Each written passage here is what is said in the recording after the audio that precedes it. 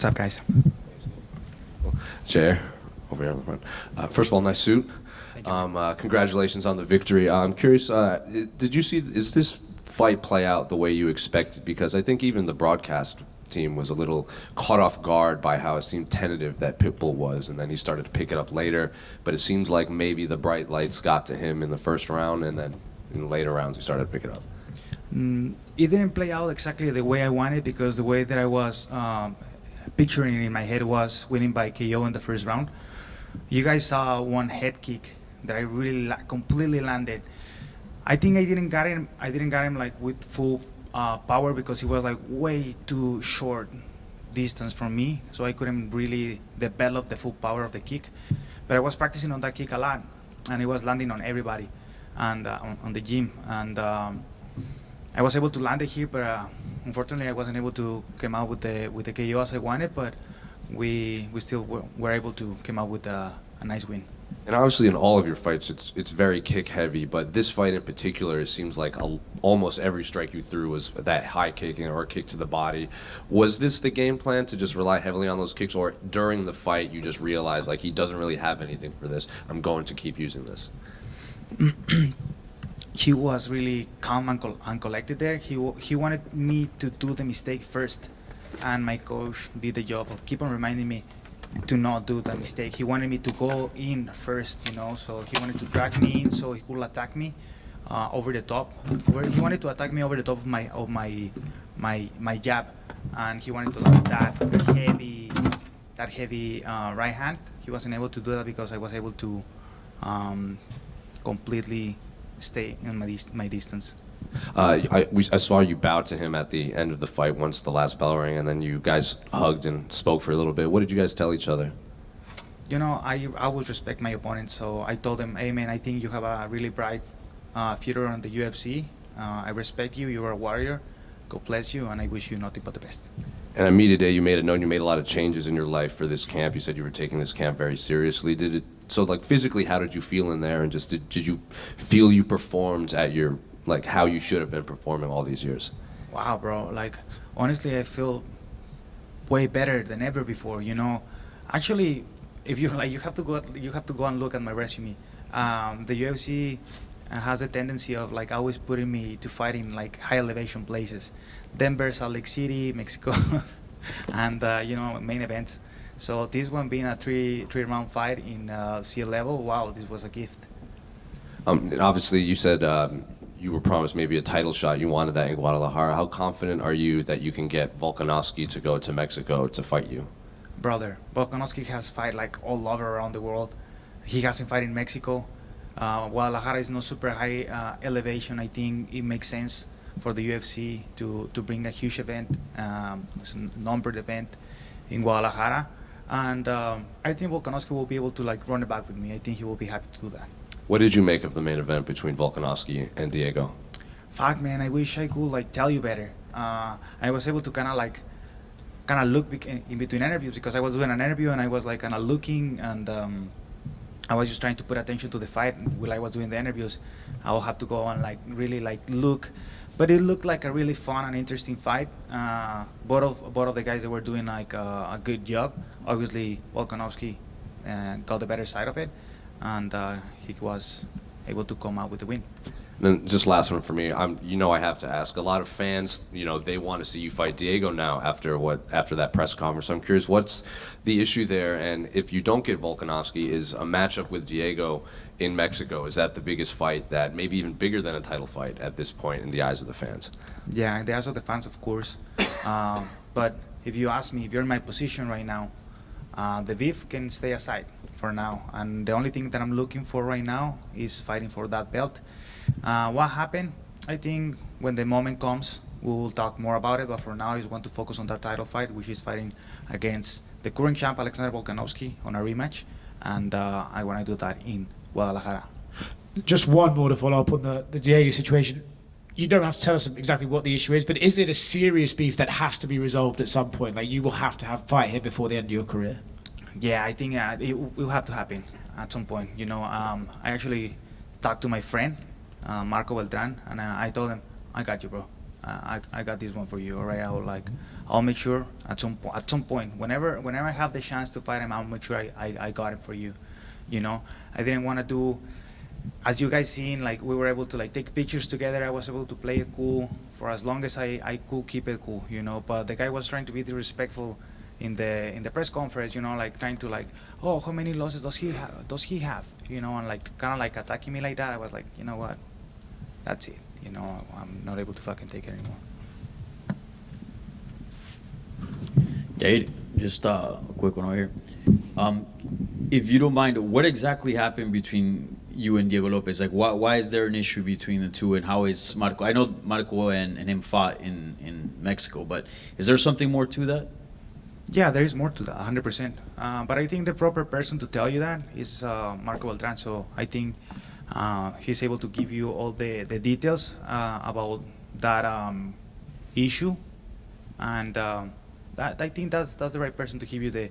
I'm gonna take care of the job for him because he's my friend, and I have his fucking back. It's like he has my back, and he's the one who should be talking about the issue of what happened, because honestly that was fucked up. But I'm just gonna take care of my friend. Yeah. And since you're campaigning for a title shot, Volkanovski won the belt, I guess how much differently would a fight look now compared then to the one that we first saw with you and Volkanovski? Completely different. I'm a completely different person right now. It looks like Volk is too. You know, he was actually mentioning that he stopped drinking, he stopped doing like bad things, and you know, and I'm happy to fight that version of Volk as well, because I feel like a better version of myself right now. I think I could beat him. Yeah. And how are you gonna celebrate tonight? This victory? You're in Miami, looking like Tony Montana right now. I just like literally want to go and hug my mom and my dad, my brother and sister, and my family, my friends that are here. I'm not drinking no more, so probably go and eat like a couple of good pizzas, hug everybody, and you know, just enjoy that way. Thank you. Thank you. Hey, yeah, right here. In Brazil, many people feels like Diego it's more Mexican than Brazilian, because he mostly speaks Spanish. He's been living in Mexico for a lot of years. If an eventual fight between you and him happens in Mexico, do you think the crowd will be split between you two, or you think you get the majority of the? So everything kind of like got twisted with my words. I don't know why that thing is always happening. You know, I get it's like probably a reporter or some other reporters. I'm not saying everybody's job to kind of do that, but I always like played respectful to Diego, you know, and to the fans as well, because what I say was like, I do not agree that he's just like using that, you know, Mexican side. He speaks Spanish, like to kind of drag attention and drag fans from Mexico. I will never do that. That's what I said. I'm okay if Mexican people want to support. I'm okay. To this point, I'm okay. If you're Mexican and if you want to support Diego Lopez, it's your choice. I am no one to tell you who you should support or who you shouldn't. You know, the only thing I'm saying is I'm 100% Mexican. I've been killing myself for the last 11 years to represent my country on the highest level of martial arts. To this day, I keep on doing that way on the best way possible, and that's the only thing I'm saying. You know, so if you wanna support Diego Lopez, go ahead, fucking cheer for him. Thank you. Congrats on the win tonight. Thank you. No problem. Yair, you're an alumni right here. You're an alumni of the Ultimate Fighter Latin America. Your coach was the great Cain Velasquez. Obviously, he's been going through a tough time right now. Do you have a message of encouragement for him? Cain, you know I love you. You're my carnal. I know you're going through some tough times, and I hope everything can get solved in the best way possible, and free Cain. And one more from me. You've trained with a lot of champions like Bilal Muhammad and Juliana Pena. Both of them have some huge title fights coming up. What's the energy been like in the gym, and how much have they helped you? It's just you become like the person, like the people that you have around yourself, and I can tell that about all the people that I have around me, not only friends and family, but also like all the team, great team of people that I have around me, and you know, it's been an awesome journey. you know, to get back to the gym, get back to the routine, you know, and being able to kind of like put everything aside and just like look at the transformation of my body and my mindset changing. It's been incredible. I'm super happy and glad to have everybody on my corner. Yair, felicidades por tu victoria. Gracias. Luego de 2 derrotas consecutivas, finalmente vuelves a la ruta ganadora sobre una leyenda como lo es Patricio Freire.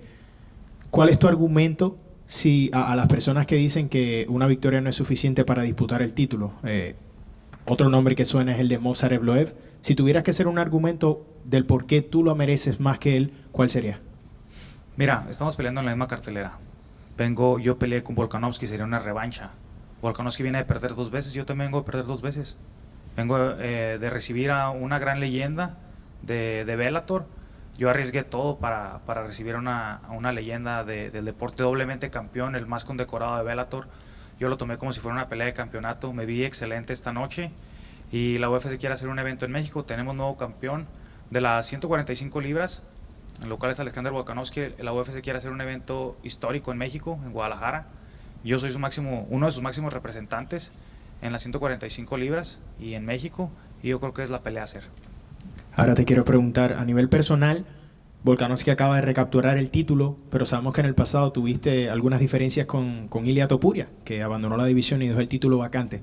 Si hubiera sido tu preferencia, ¿contra quién hubieses preferido disputar el título? ¿Contra Alexander Volkanovski en una revancha o te hubiese gustado enfrentar a Ilia Topuria? Me hubiera gustado enfrentar a Ilia Topuria, solamente para arreglar las diferencias, pero quiero dejar bien en claro que para mí el hecho de poder volver a enfrentar a Volkanovski para mí es un gran orgullo, porque Volkanovski es un guerrero que respeto al máximo.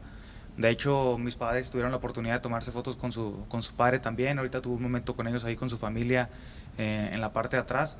Es una persona que respeto mucho, me cae muy bien y creo que es un excelente campeón, pero ahora es mi oportunidad. Y has hablado de los cambios que hiciste de cara a este campamento, ¿no? Las nuevas rutinas que has implementado que te han llevado a este nivel. ¿Qué tuvo que suceder para que pudieras encontrar ese nuevo nivel, ¿no? Vimos a Nacho, que ha hablado muy bien de ti y fue uno de los peleadores que aseguró que estabas en una nota diferente al pasado. ¿Qué tuvo que suceder para que Yair llegara a ser el Yair que está sentado frente a mí? Sabes, yo he escuchado en el pasado que la información siempre está como en el aire. La información pues siempre está ahí y como de repente recibir un mensaje de arriba, así me cayó como un mensaje, como cuando te acuerdas de algo o como cuando te das cuenta de algo que no te habías dado cuenta en el pasado. Entonces de repente fue un momento para mí así de pero pues ¿qué estoy haciendo? O sea, si soy un atleta profesional, si me quiero dedicar a esto, los últimos años que me quedan de carrera, pues tengo que hacer una gran diferencia, tengo que marcar una diferencia de entre el antes y el ahora, y eso es lo que me he estado enfocando en hacer, en marcar una gran diferencia en cuanto a mis hábitos alimenticios, en cuanto a mi entrenamiento, mi salud mental, en cuanto a todo. He estado haciendo todo lo necesario para llegar de la mejor manera preparado posible. Confío en mi equipo de trabajo, confío en la gente que está alrededor mía y estoy 100% seguro de que me voy a convertir en campeón del mundo en este año. Felicidades. Gracias. Yeah, you're over here. Over here. All right. One sec. What part of your game are you most focused on? What part of your game are you most focused on sharpening as you look to become champion? I think everything, you know, but I still see some like deficiencies on my wrestling, not because of my coach and also my jiu-jitsu, not because of my coach, obviously, because they're there putting the time, but I'm still working on it. And I have to put more time and more time and more time on it. It's not like that it is not there. It is there, you know, but I've been working for so many years into getting better. And in the gym, if you ask me, or if you ask my coaches, I think my level in the gym is higher than what it is here when I'm fighting, you know. But I think it's a matter of experience, that you're able to explode that and bring it into the octagon, you know, which I'm gaining more and more experience. That's why you saw today a more experienced Yair, and I think with the fights that are coming after this one, I will be showing more and more that, especially with the work of my team. Thank you. Thank you. Yair, good to see you again, Papa. We talked earlier this week about how much you loved Miami. Would you consider moving your team and your whole camp here full time? I know you talked about sea level. Right. You talked about like sea level elevation, and I feel like, you know, obviously Miami is kind of close to where you train out of. Is that something you'd consider doing full time? That I would love to, you know, but that's not completely up to me, you know. We have a large group of teammates and people, coaches as well, and that will have to be like a major change, you know. But you already hear it from my coach, my head coach, Mike Valle. You know, he will be happy to do so. Chicago, everybody loves Chicago. I love Chicago. You know, I have been training Chicago for however many years, but it's cold, bro. It gets really fucking cold, and obviously Miami has way better weather, and the Latino community here is awesome. Food's awesome, and it's beautiful, and you know, I'm actually staying here longer because I want to enjoy more of this beautiful city, and I'm happy to do that. Awesome, man. You look great. Love the suit. Thank you, brother. Thank you. Awesome. Thank you, guys. I appreciate you guys.